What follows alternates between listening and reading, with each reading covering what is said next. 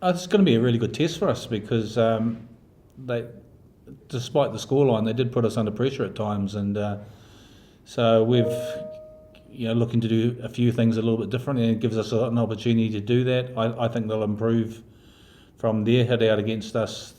Teams tend to improve and be a lot tougher on the second occasion. So look, we've made changes as well. We're really pleased with the way that we're tracking along, and so we need to also think about the challenges that we're facing in terms of the strength and depth of the opposition, and being a little bit adaptable. So we will play a bit differently tomorrow in terms of the way that we approach the game, and we need to be able to do that because we've got to be strong and competitive in certain areas for when we come up against the Springboks. Just finally, Gareth Davis, the former WRU chairman, isn't convinced about this match. He says a rematch with the Sharks is a farce and that all the warm-ups before the test matches should be scrapped. What's your reaction to that? Well, he's entitled to his opinion. Thanks, Warren. Thank you. Warren, it's Andrew McKenna from TalkSport. How pleased are you to have a game this weekend and not a gap in the calendar as it's turned out? Yeah, no, it keeps the players ticking over and gives them an opportunity to go out and impress. So really thankful. I'm really thankful to the Sharks actually for being prepared to front up, and it's a big challenge for them. So great for us to hopefully continue with the momentum. There's still lots of things for us to work on. We're doing some nice things, and we think we're improving in certain areas, and we've looked at some of the stats, and that shows that in some of the areas that we've been concentrating on. But we're not the finished article, and we've got a few games to go until we start thinking about the test side. So yeah, I'm very pleased, and I just want to say thanks to the Sharks for, like I said, for giving us this fixture and backing up as well.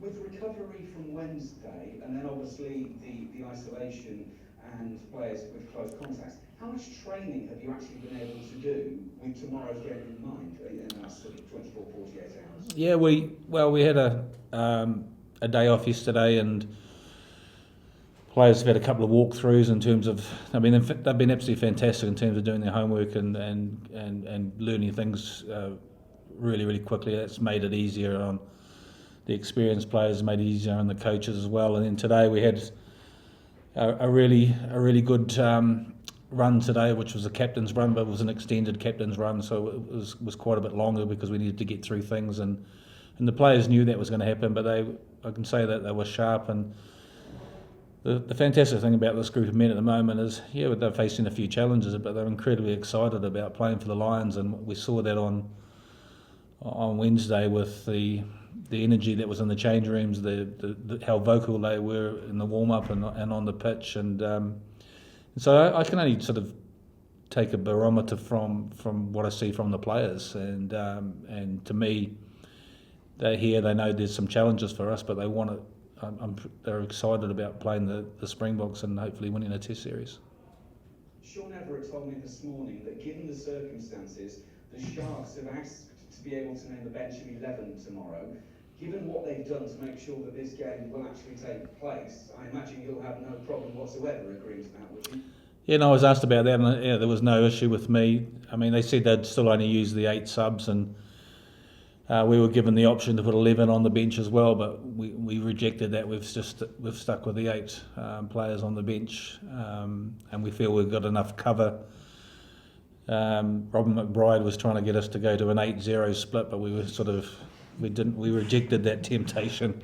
So we've stuck with a 6-2 split because of some of the players being unavailable because of the close contacts. We've got a number of backs who've played quite a few minutes, and we needed to rest them, and we rested them today, and they're getting a break tomorrow. So that's why we've gone with the 6-2 split. Jamie, if I can turn to you now, your former school coach Miles Norris told TalkSport yesterday about how you captained Saracens seconds as a youngster and were quite happy to bark at the older, more established players. Will it feel a bit like that tomorrow, having to captain all these senior world-class internationals? Yeah, I'm pretty senior myself nowadays, I think. So I don't think I'll have too much of an issue with that. No, it's I'm really lucky to have some really great people around me, good leaders around me. So I'll certainly be leaning on them to try and help sort of lead the team around the field. And look, I don't see my responsibility changing too much. I'm pretty vocal on the field as it is. So I guess a bit more of do the coin toss and do my normal job. One of the jobs as captain is, of course, to manage the referee. Will it make it slightly easier, the fact that the bloke with the whistle is actually going to be someone you know quite well, in the fact it's Wayne Barnes? Yeah, look, I've got a good relationship with Wayne. First of all, got a lot of respect for him as a referee. I think he's a brilliant referee, and yeah, it will make life a lot easier. One of my jobs normally on the field is probably to develop a relationship with the referee anyway, with regards to being the focal point of the scrum. So yeah, I'll be in his ear a little bit, but also trying to give him the space, I guess. And just finally from me, I understand there's been quite a bit of stick coming your way about knocking on with the try line at your mercy against these Signal Lions. What can you tell us about that? I'd rather not talk about it if that's all right. Look, I think I saw the headlines pretty early on, and yeah, it wasn't something I'm massively proud of, but hopefully I don't get that opportunity again this weekend. Thank you very much. Thanks. Hi guys. Warren, I imagine someone with the experience you've got of coaching the Lions, when you look at the first 3 or 4 games, you have a rough idea of what team to pick and when. How challenging has it been having to almost plan on an hour-to-hour basis, let alone a day-to-day or week-to-week basis?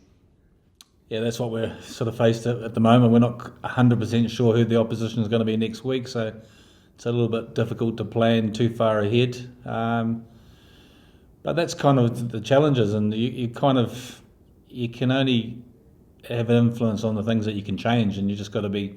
We've talked about being adaptable and being able to change, and we think we've done that successfully. And even the other night, I kind of got quite pumped up about the challenge and something being different, and I know the players fronted up to that those difficult circumstances and being locked in their rooms for 8 hours, coming out and then getting on the bus and going and warming up and playing a game. So it's a little bit different, but it's different kind of in a good way. I think it's different because whatever's been thrown at us at the moment, we feel we're able to cope with it. We feel we can deal with it and go out there and perform under whatever pressure and whatever circumstances there are.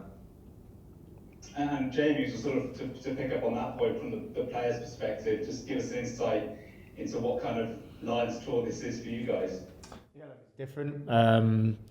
The last week or so has been relatively different, but just to back what Warren said up there, I've been so impressed with the boys, and I just feel like whatever hostility comes our way, it manages to bring the group closer together, and I think you saw that in the way that the guys on Wednesday night fronted up. And look, preparations haven't been ideal in terms of tomorrow night, but at the same time, if you were at our team run on Saturday, you'd be pretty excited about team run today. You'd be pretty excited about what's going to come on Saturday. And on that, are all the players completely united in the belief that you want to get this tour done, whichever way and how? You want to be Lions, you want to play the Test Series, you want to win the Test Series? That's why we're here. It was pretty obvious from the very start that that's why we're here, that's what we want to do, and everyone's very focused on doing that. And just finally for me, could be a pretty cool weekend with the football on Sunday. Mate, you love your football. Talk to us about Sunday night and how much you want to see it come home. Yeah, I'm desperate. Yeah, we've got a good group of us, a good group of the English guys who are desperate for it to come home. So yeah, we'll definitely be watching and supporting. We've loved watching the journey. That's one. Hi Warren, can I just ask you, I can understand why you'd be taking things one game at a time more than ever now, but the next game against the emerging Boks, have you received any assurances that they'll be able to field the team? We haven't heard from Springboks about what's going on in their camp since Tuesday. No, we're not 100%. It'll either be the Springboks or the Stormers, so they might switch those games around. So that hasn't been confirmed. Hopefully in the next 24 hours we'll know which way those games go.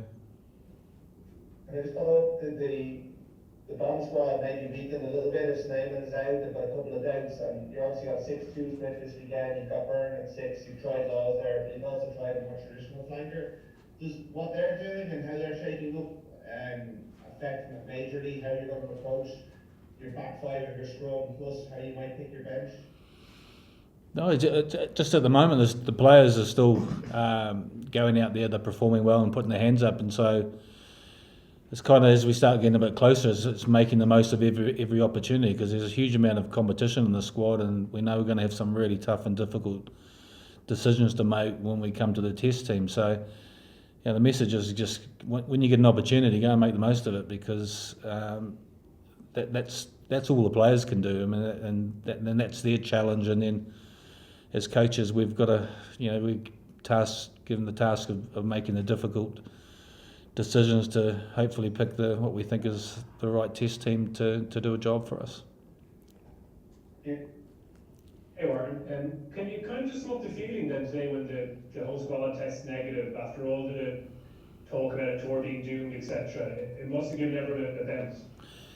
Yeah, it was fantastic. Look, the case that we had, we're very unsure where that came from, but everyone's been very vigilant in terms of the wearing masks and social distancing, and trying to stay away, and travel in the bus and things. So we've been very careful and trying to make sure that we didn't have any cases, and so that very weak positive test that was for someone that's come back negative in the last 2 days, so they thought it was possibly a false positive, but we have got one case, and then hopefully the close contacts will be out of isolation soon.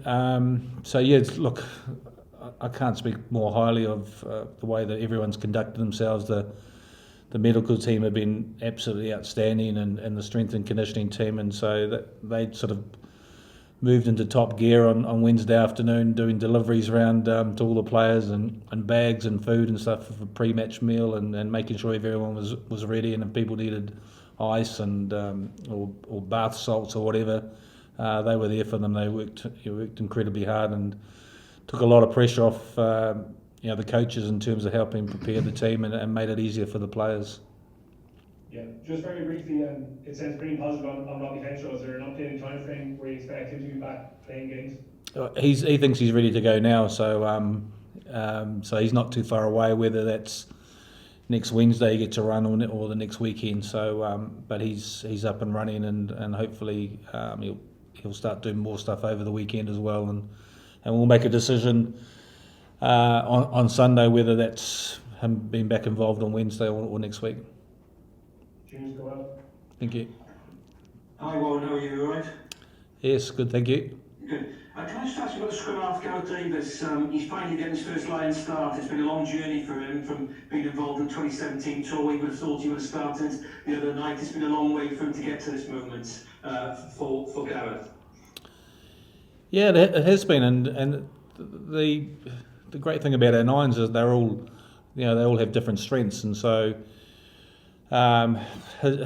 his X factor is his strike rate in terms of number of tries that he scores and has scored at international rugby, and so I'm looking forward to him going out and playing tomorrow. And the message to him is just be your own man and do the things that you're good at in terms of his running great lines and support lines, and he's a different defender to the other nines. He puts teams under a lot of pressure.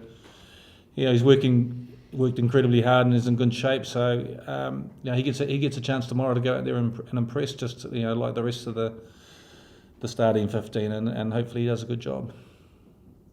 Okay. Hi Warren, Katie here, hope you're well. I obviously, you must be very vigilant anyway, but in light of these COVID, the one COVID case now, has anything changed to become more vigilant in terms of how you move around the hotel or more training? And I just wanted to ask how is Dan doing himself as well after what I can imagine is a tough few weeks? Yeah, I suppose when we have been incredibly vigilant, but everyone just sort of takes a few more steps to make sure that we're even doing even more social distancing and not mixing for too long, and so everyone's definitely been a little bit more careful over the last couple of days. Not saying that they haven't been careful, because we have been really proactive in terms of the way we've conducted ourselves. And Dan Bigger, he's had a few challenges, and he was very disappointed not to be involved on Wednesday night, but he gets a chance tomorrow, and he's trained well, and he's had a great season, and he's stepped up from a leadership point of view, and it's been pleasing. Hopefully he can go out there and continue the form that he's had throughout the season. Thank you. Good luck for tomorrow. Thank you. Alex, last one, Alex. Oh, Warren, Alex from the Mirror. Evening. Just one question about later in the tour. I hear what you're saying about rolling with the punches at the moment, but presumably you'd like clarity on where the second and third tests are going to be played sooner rather than later. Can you give us any sort of update on when you're going to have that clarity? I'm not 100% sure, but I'm pretty sure that they'll be played in Cape Town.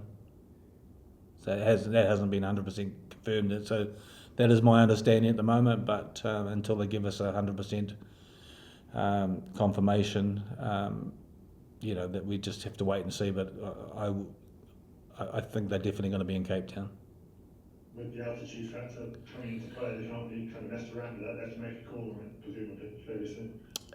So I think the way that we've been working in training, so going and playing the 3 tests at sea level, I think it's a real positive for us.